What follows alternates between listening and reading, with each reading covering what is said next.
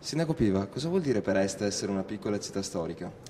Vuol dire avere le potenzialità di porsi nel mercato turistico del nostro territorio con le stesse opportunità che hanno le grandi città, perché anche le piccole città storiche, come lo è Este, ha dei giacimenti culturali, delle opportunità di visibilità turistica che fanno invidia anche alle grandi città. Se penso alla Tela del Tiepolo che è all'interno del nostro Duomo, se penso al castello, al nostro castello con insieme il Museo Nazionale a Testino, penso a delle eccellenze che mettono in rilievo le grandi potenzialità che una città come Este ha da offrire non solo ai propri cittadini ma anche specialmente ai turisti. L'idea delle piccole città storiche è di mettere in rete tutte queste grandi potenzialità per fare in modo che unendo i vari enti, i piccoli enti che hanno queste perle preziose al loro interno, si riesca ad offrire ai turisti specialmente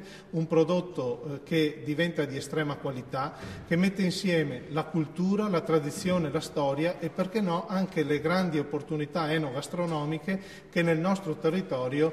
specie collinare, sono di estremo interesse. Quali altri vantaggi offre piccole città storiche? Sappiamo per esempio della possibilità di prenotare online con appunto Booking Online. Sì, Piccole città storiche ha avuto una grande capacità, cioè quello di dare ai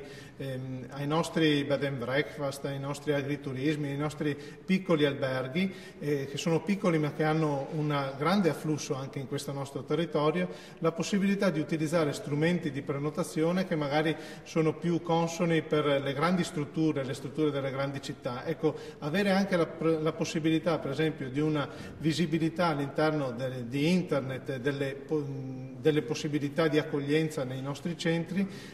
fa in modo che i nostri centri abbiano lo stesso appeal da un punto di vista di attrattiva turistica che hanno le grosse città. Piccole città storiche ha consentito anche a noi di valorizzare i nostri esercizi turistici e metterli in rete, creare una visibilità, una vetrina importante che magari da soli sicuramente non saremmo riusciti a proporre e a gestire. Quindi da questo punto di vista piccole città storiche è un'opportunità che l'ANCI dà ai comuni per essere maggiormente visibili, per dare ai propri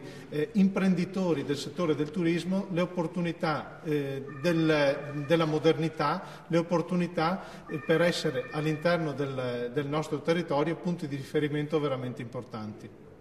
Perfetto, grazie mille Sindaco Piva. Prego.